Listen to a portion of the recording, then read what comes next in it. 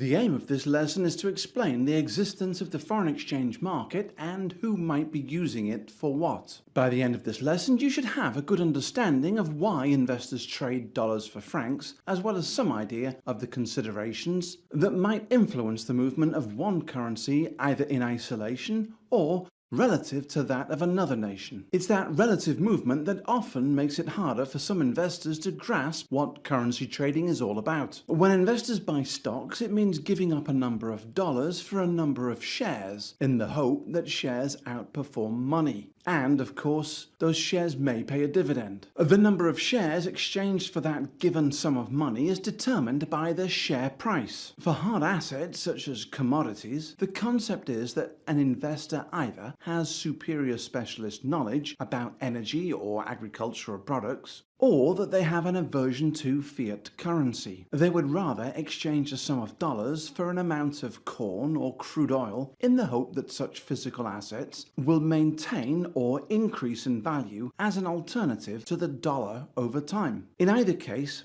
investors usually give up a unit of dollars in exchange for something else. In the case of foreign exchange, investors give up one currency for another at an agreed upon exchange rate determined by many investors acting in the currency market. An investor gives up a number of dollars in exchange for a sum of pounds. Another may give up a number of Japanese yen in return for some amount of Swiss francs. Why? Here are a few reasons. They expect the value of the bought currency unit to increase relative to the sold unit. Buyers and sellers forming such expectations are either speculators or portfolio managers. They can be either actively trading many times during the day or once or twice per year. They have an obligation in the bought unit, a payment due for goods and services. Such examples might include a US domiciled corporation has to pay overseas call center employees monthly. A UK chocolate manufacturer buys cocoa from a Swiss refiner each quarter. They intend to acquire an asset priced in the bought currency. Examples here might include a German citizen needs cash to buy a holiday home in the Swiss Alps. A French pension fund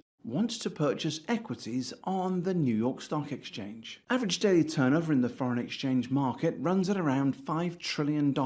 That makes Forex trading far greater in face value than daily averages for equities or bonds. So what's the big attraction of dollars, pounds, and yen?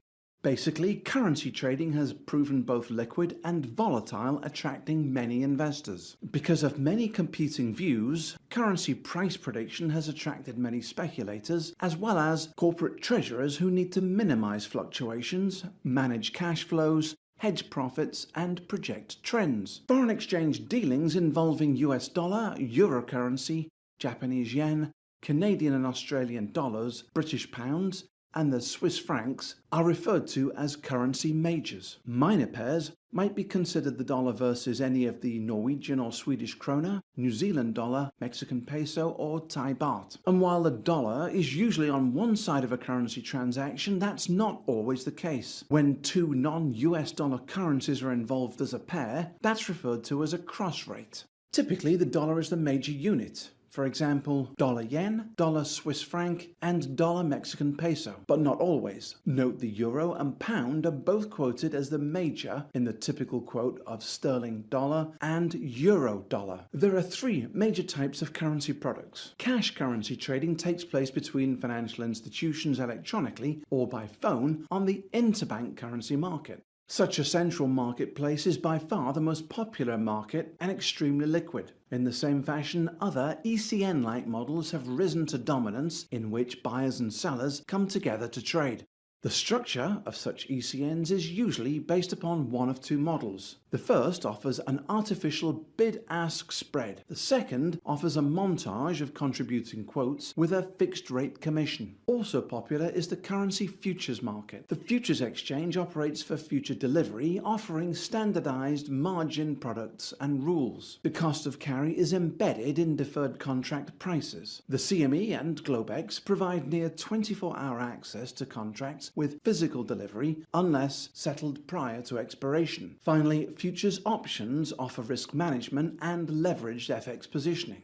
Contracts traded on the PHLX and ISE are cash settled. Option contracts traded on the CME settle to underlying futures contracts. Which type of product investors choose is simply a matter of preference. Investors must consider margin requirements for futures and options or the cost of carry for cash foreign exchange. Any of the above products are available using TWS. Let's look now at a few possible drivers of the currency markets. Just be aware that the following list is not exhaustive and that the weight of each will change over time.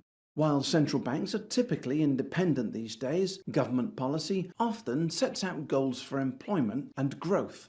The central bank often has a mandate to set interest rates with an inflation objective in mind, but they have no control over what political objectives are set to drive growth or impact trade flows. This list is not a formula for a strengthening or weakening exchange rate relative to any other unit. Currency traders have greater conviction in some governments more than others, and certain central banks have a better reputation than others. Often, one currency's health is controlled by investors' belief in the bias of its central bank, and often by the belief that the central bank will follow through on its words with actions. Forex is an inexact science and can often produce significant price shifts intraday.